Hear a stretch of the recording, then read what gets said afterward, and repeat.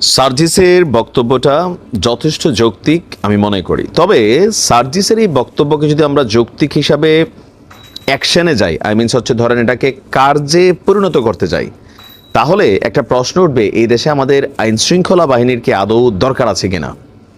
কারণ রাষ্ট্রের মধ্যে আমরা যে নিজেদের ট্যাক্সের টাকায় আমাদের বিভিন্ন প্রশাসনের সেক্টরগুলোকে চালাচ্ছি, তো তখন এই মানে সশস্ত্র বাহিনী অথবা রাষ্ট্রীয় যে আইন শৃঙ্খলা বাহিনী, তারা তো ভাই বেকার হইয়া যাবে।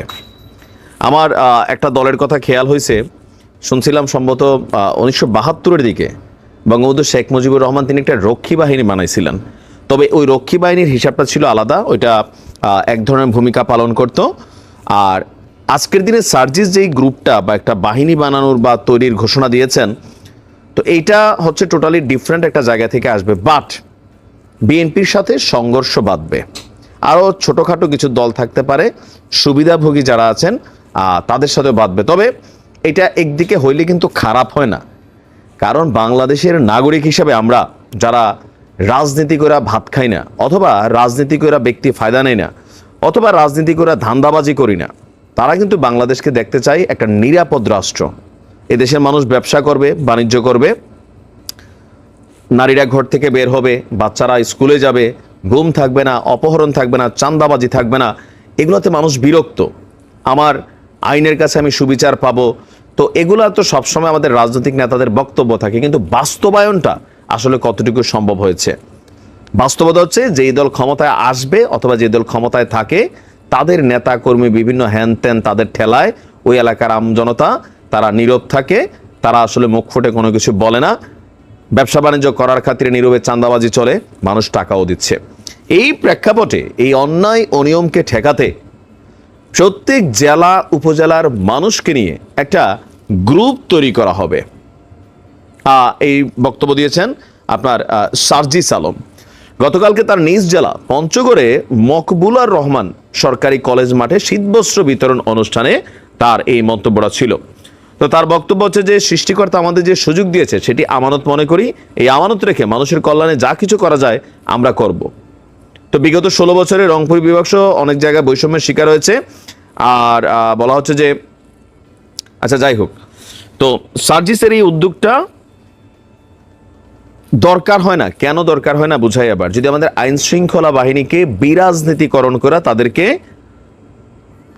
মানে মাঠে দায়িত্ব পালন করতে দেওয়া হয়, আবার আইন শৃঙ্খলা বাহিনীর মধ্যে যদি কেউ এই যে ধরেন দীর্ঘ 53 বছরের আইন শৃঙ্খলা বাহিনী আমরা মাথার মধ্যে নিয়েই নিয়েছি। আপনি বিভিন্ন জেলা উপজেলা থানাতে খোঁজখবর নেন, বিএনপি নির্বাচন তো বহুত দূরে, এখনো ক্ষমতায় আসে নাই।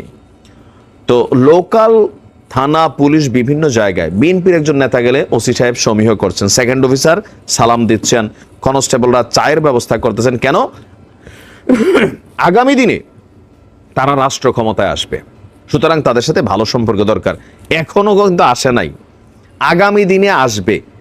আরো 1-1.5 বছর পরে নির্বাচন হবে, নাও আসতে পারে, জামাত আসতে পারে। বাট আমাদের বাংলাদেশের ম্যাক্সিমাম জনগণের সেন্সে ঢুকে আছে যে বিএনপি আসবে, সো বিএনপির সাথে ভালো সম্পর্ক রাখা জরুরি। কিছু কিছু এলাকায় এমনও আছে যে লোকাল একজন ছাত্র দলের নেতা অথবা উমক ওসি সাহেবের সামনে চেয়ারে গিয়ে যেমনি বসে, মনে হয় যে ধরেন দল ক্ষমতায় চলে আসছে আর তারেক রহমান তার একটা আলাদা টিকিট দিয়ে দিছে যে তুমি আমার খাস লুক লাগো। এগুলা কিন্তু হচ্ছে, এটাই বাস্তবতা। আপনারা নিজ নিজ এলাকার দিকে তাকাইলেই বুঝতে পারবেন। তো এই যে বিষয়গুলোর মধ্যে হাতে গোনা আপনি মুষ্টিমেয় কিছু এলাকা পাবেন যেখানে পজিটিভিটি আছে, যে না এলাকার মানুষ বা বিএনপি যারা নেতারা আছেন ভদ্র, লোকাল পিপলের উপর কোনো টর্চার নাই, মানুষের সাথে তারা ক্ষমতা দেখাইতে গিয়া মিথ্যা মামলা হয়রানি এগুলা করছে না। তো এগুলা হাতে গোনা কিছু এলাকা আছে, আর বেশিরভাগ এলাকাতেই যে দীর্ঘদিনের যেই অবস্থানটা সেটা কিন্তু সামনে চলে আসছে। অলরেডি এগুলো নিয়ে আলোচনা সমালোচনা বিভিন্ন দল থেকে কিন্তু হচ্ছে। বিএনপিও হার্ড অ্যান্ড সোল ট্রাই করছে, তারেক রহমানের কড়া নির্দেশনা আছে এগুলো নিয়ে, কিন্তু যাদের পেটে বেশি ক্ষুধা 5% নেতাকর্মী তারা এগুলো মানছে না। আর এরা অলওয়েজ সুবিধাভোগী, দলের 12টা বাজানো এদের কাজ। সরকার ক্ষমতা থাকলে এরা কন্ট্রোলে থাকে, যদি তাদের দলের সরকার ক্ষমতায় থাকে। কিন্তু এখন ওই যে বিভিন্ন জায়গায় ঝামেলাগুলো হচ্ছে। তো আইন শৃঙ্খলা বাহিনীকে যদি এই ক্ষমতার বাহিরে নিয়ে যে ঠিক আছে পুলিশের কাজ করবে, যদি পুলিশ কোনো অন্যায় করে, পুলিশ কোনো দুর্নীতিতে জড়ায়, দৃষ্টান্তমূলক শাস্তি ক্রিয়েট করতে হবে। সেই ক্ষেত্রে পুলিশের যে স্যালারি আছে, যদি মনে হয় যেটা পর্যাপ্ত না, সেটাকে বাড়াইতে হবে যেন তাদের মিনিমাম লেভেলে ক্ষুধা মিটে। কারণ টাকার মায়া ভাই, এটা ছাড়া আমার আপনার দ্বারাও তো এত সোজা হয় না, তাই না? দেখা গেছে যে পুলিশ আমাদের বাড়িতে গেছে, আমাদের বাঙালিদের যেটা হয়, আসার সময় 2,000 টাকা গাড়ি ভাড়া বের করে দিচ্ছি, আর নিজেরা যদি গিলটি হই, অপরাধী হই, 10,000 20,000 থানাতে দিয়ে দিচ্ছি, সাথে সাথে ভাই প্লিজ দেখেন, এই না সেটা নিতে না, সেটা জোর করে দেয়। তো এই যে টাকা, ক্যাশ, কাঁচা টাকার মায়া মোহ, এটা ছেড়ে দেওয়া কি এত সোজা? তো এটা সম্ভব হবে তখন যখন প্রশাসনকে বা পুলিশকে রাজনীতি মুক্ত করা যাবে। আর পাশাপাশি আমরা যারা বাংলাদেশের জনগণ আছি, তারা নিজেরা একটু ভদ্র হব, সচেতন হব। দল ক্ষমতায় আসছে, মানুষের সেবা কইরা দলের মান ইজ্জত তৈরি করবো, কিন্তু মানুষের লাড়াচাড়া কইরা, মিথ্যা মামলা দিয়া, এই বেটা আমিকে চিনো, চমক ভাই তমুক ভাই, এগুলা কইরা না। এগুলার কারণে আওয়ামী লীগের অধঃপতন ঘটছে। দীর্ঘ একটা সময় হয়ে গেছিল, তাই না? মানুষ সহ্য করে নিচ্ছিল, কিন্তু একটা সময় রিয়েকশন করেই বসছে। সো সার্জিসের এই ভূমিকা যেটা সে বলছে, বর্তমান প্রেক্ষাপটটাকে মাথায় নিয়ে বলছে, কিন্তু এটার দরকারই হবে না যদি দলগুলা নিজেরা, এই যে গোলাম মোল্লা রনি যে অফারটা বিএনপি দিছে, জামাত যদি এটা করে যে একটা প্রত্যেক এলাকাতে জামাতের নিজেদের কর্মীরা, এই এলাকায় যদি কেউ চাঁদাবাজি করে, জামাতের 100 জন কর্মী গিয়ে সেখানে দাঁড়াবে। যদি চাঁদাবাজির খবর পায়, বিএনপির 100 জন কর্মী গিয়ে দাঁড়াবে, নেতারা ডাকাবে, বাজারে বিচার করবে। এরকম যদি দেখে, তাহলে এলাকায় লোকাল চাঁদাবাজ থাকবে, অন্যায়কারী থাকবে, ছিনতাইকারী থাকবে। তাদেরকে যদি কেউ প্রশ্রয় না দেয়, আশ্রয় না দেয়, থাকবে না। তো সার্জিসের আলাদা বাহিনী তৈরি, এটা একটা অসম্ভব ইস্যু। এটা করতে গেলে বহুত জায়গায় বিশৃঙ্খলাই হবে।